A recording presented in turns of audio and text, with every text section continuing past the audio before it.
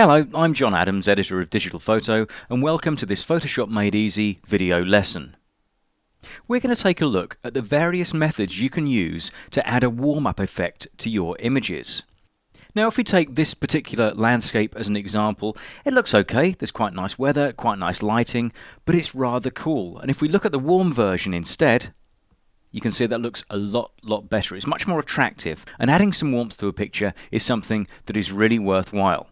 It used to be done by using warm-up filters, either 81 series or 85 series filters, and these actually fitted over the front of the lens so you could add the warm-up effect when you're shooting on film.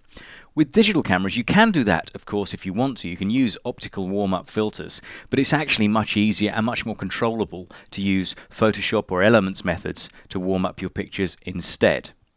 So there's the cool version, there's the warm version, and I think you'll agree the warm version always wins.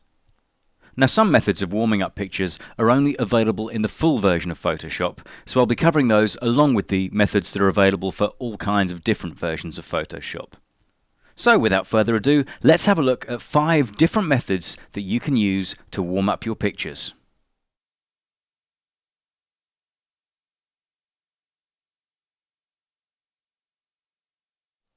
Color balance is an image adjustment that's only found in the full version of Photoshop. To get there, you can go to Image, Adjustments, and choose Color Balance, or you can hit the shortcut Control and B, or, as I'm going to do, you can use an adjustment layer. All you need to do is have your Layers palette up on screen, click on the adjustment layer icon, and choose Color Balance from the list.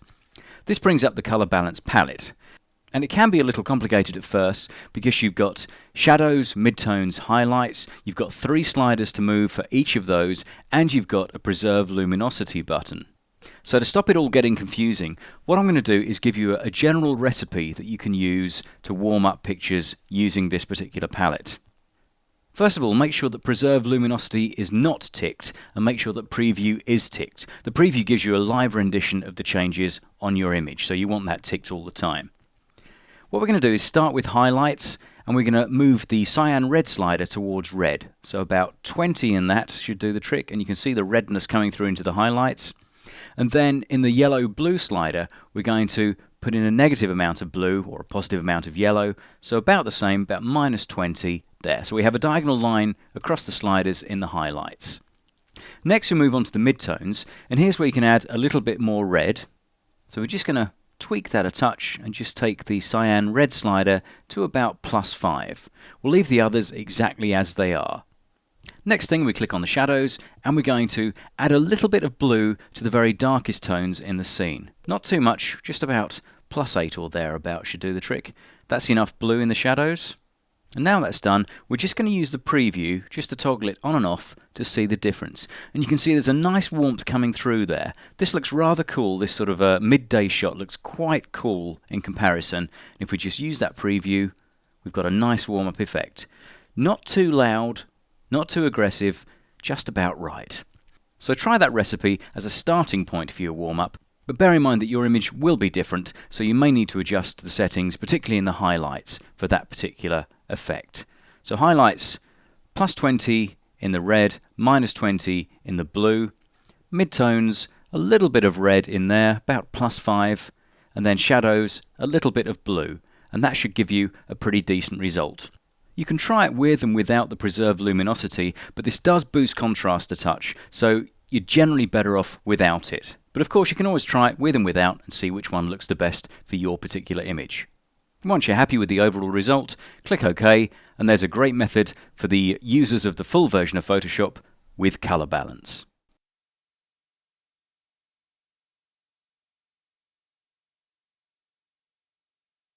Variations, or color variations as it's known in Elements, is available in all versions of Photoshop. And to get there, you go to Image, Adjustments, and choose Variations right down the bottom of the list.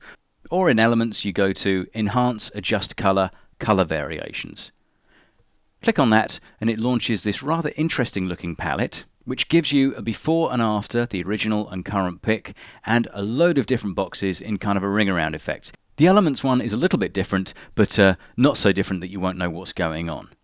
The first thing you want to do is actually move the Fine Coarse slider to the left. Try and get it one notch up from fine.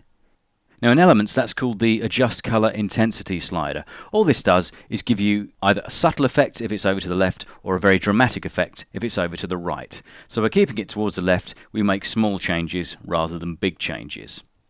Now this works very much like the color balance method we've just seen, because you've got shadows, midtones and highlights to choose from, and then you can either boost or decrease the amount of red, green and blue in each of those tonal ranges. Now, for a standard warm-up effect, once you've got your fine core slider set, go for highlights first, make sure that slider is just one notch in from the left, and then click 4 times on the more red icon. 1, 2, 3, 4. Now that's going to add lots of red to the highlights. Then still on highlights, we're going to add some yellow, or decrease the blue in other words. So we go 1, 2, 3 clicks on there. Once we've done that, we move on to the midtones, so click on the midtones button.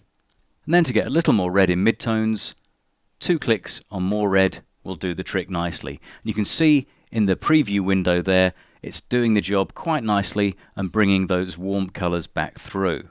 Finally, we move on to shadows, so select shadows. And then to add a little bit of blue, we're just going to click once on the more blue setting. Now that's done, all we have to do is click OK.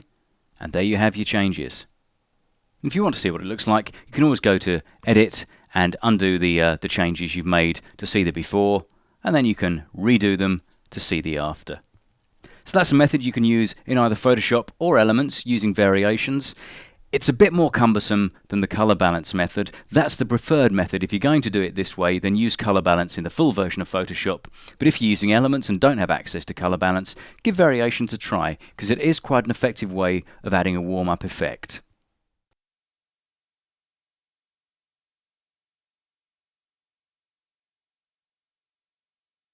Curves is a fantastic method for creating warm-up effects, but you need to be quite delicate. So if you're a little bit aggressive and a bit strong-willed in the way you use sliders and controls in Photoshop, then maybe keep away from this one.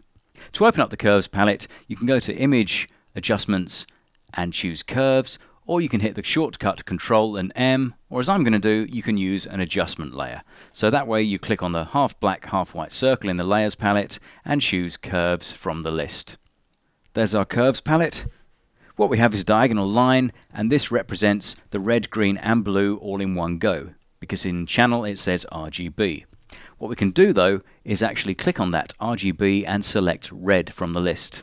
Once we've done that, all we need to do is push the curve up just a touch, and you can see the redness coming through into the image.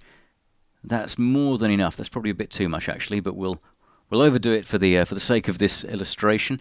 There we go, that's our red curve adjusted. A little bit of boost there. Then we switch to the blue curve, and of course if we push it up we're going to increase blue. So if we pull it down, we increase the negative of blue, which is yellow, and that gives us a nice warm effect. Probably a little bit less than the red, just to get that nice amber tone coming through. There we go, that looks pretty good. And once you've done that, you've made your color adjustments. But if you wish, you can also drop back into the RGB and you can just add a little S-curve just to boost contrast a touch more, if your image needs that. And there you can see that's looking really nice with a lovely warm-up effect coming through and a little extra kick to contrast as well. So that's quick, simple and really effective. And if we just toggle the preview icon, we can see the before and after difference. So there's our before image looking rather cold and rather bland, and then we try it with curves and look at that, looking fantastic. That's one of my favorite methods of warming up an image. Curves or color balance, really, really effective.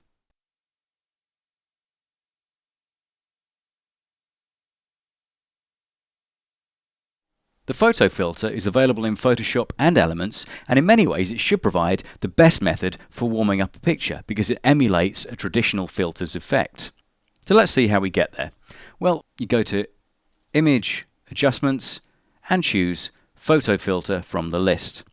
There's no direct shortcut there, but if you want to use it as an adjustment layer, which I will, you just click on the adjustment layer icon, and there it is in the list, Photo Filter. And that's the same for Photoshop or for Elements. Click on that, and we have our photo filter. Now, in the filter box here, you can click on that and select all sorts of different ones. We've got 3 warm-up filters, 81, LBA and 85. So you can pick any of these, any one you'd like to try. Let's try the 85 in this example.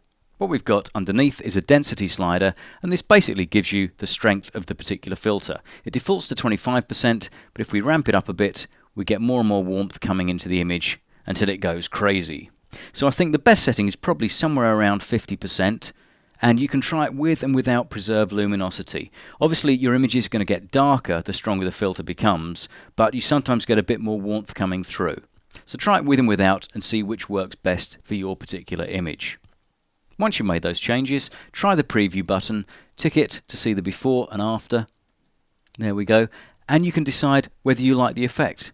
Now I think because you can't easily mix up the effects with the photo filter by adding a bit more red or a bit more yellow to the overall mixture, then it doesn't give the same sort of flexibility that you get with the other methods. So it's not my favourite, but it is something that's worth trying if you want the simplicity of using an optical filter in a software variant. So that's the photo filter, and as I say, it's available in Photoshop or Elements. We'll now move on to our last method of creating a warm-up effect, and this is available also in Photoshop or Elements and uses a palette that should be very, very familiar.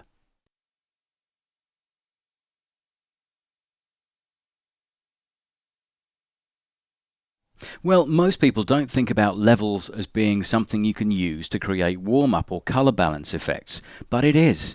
A little earlier we saw how curves could be used to actually create a warm-up effect, and of course levels in many ways is just a simplified version of the curves palette. Let's open up levels and see what we're talking about. There's various ways to do this. You can go to Image, Adjustments, Levels, use the shortcut Control and L, or indeed you can use the adjustment layer route. Just click on the adjustment layer icon and choose Levels from the list. What we've got is a histogram. This is the graph, the distribution of pixels and tones within the image, and we've got 3 sliders underneath it. We've got our black slider, our midtone or gamma slider, and the white point slider. Now, just like in curves, we can click where it says RGB and select red from the list. And then if we move our midtone slider, our gamma slider, we can add more red to the image by moving it to the left, or we can reduce the amount of red, i.e. add cyan to the image by moving it to the right. So if we drag it to the left and get it so it's to around about 1.30, something around there should be okay as a starting point. Go to about 1.3 on the input levels, and then before clicking OK, just switch channels to the blue and do the opposite. So we need to push this towards yellow. So this time we're going to go to about something like 0.85 should be okay, something around there. We have a nice yellow tone coming in to mix with the red we've just created. Now before we quit out, we can have a look at what we've done. We can toggle the preview button, so we click that on and off. You can see there a nice rich warm-up effect. I think we might go a little bit further on the red with that one, so we can just swap back to the red channel. Maybe add a touch more by just dragging it leftwards. That's enough there. So I've got 1.37 in the red. In the blue, I've got 0.85. I click OK, and then we've got a lovely warm-up effect created very quickly and very simply by using levels. Well, I hope you enjoyed that. There's 5 different methods, different ways you can create warm-up effects to your images. So give them all a whirl and see which ones work best for you. There are no hard and fast rules about which you use, but you will find them very, very handy, particularly if you like taking landscapes, because a bit of extra warmth injected into a landscape will work wonders. Thanks for listening, and see you next time.